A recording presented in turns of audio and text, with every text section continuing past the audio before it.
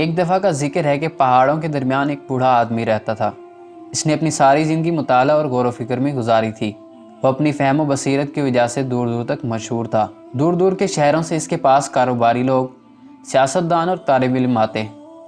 وہ بوڑھے آدمی سے اپنی مشکلات بیان کرتے تو وہ انہیں ان کے خوبصورت اور آسان حل بتاتا۔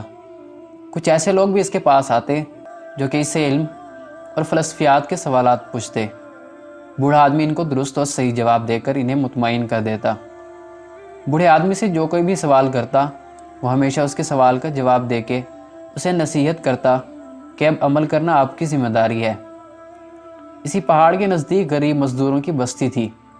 ان کے بچے بہت شرارتی اور آوارہ گرد تھے۔ وہ شرارتی بچے اکثر کوئی نہ کوئی الٹا سیدھا سوال بوڑھے آدمی سے پوچھتے تھے جن کا بالکل صحیح اور درست جواب دیا جاتا تھا۔ ایک دن صبح بچوں کے سرگنا نے اپنے ساتھیوں سے کہا، آؤ آج بوڑھے کو تنگ کرتے ہیں، آج وہ ہمارے سوال کا جواب نہ دے سکے گا۔ اس لڑکے نے ایک کبوتر اپنے ہاتھوں میں چھپا لیا اور سوچا کہ میں بوڑھے سے پوچھوں گا کہ میرے ہاتھ میں جو کبوتر ہے وہ زندہ ہے یا مردہ۔ اگر بوڑھا کہے گا کبوتر زندہ ہے تو میں ہاتھوں سے مسل کر کبوتر کو جان سے مار دوں گا، اور اگر اس نے کہا کبوتر مردہ ہے تو میں زندہ کبوتر اس کو دکھا دوں گا۔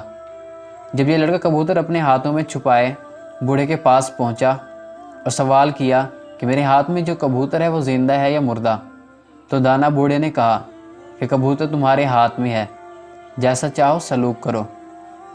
بالکل اسی طرح ہماری زندگی کا مستقبل ہمارے ہاتھوں میں ہے۔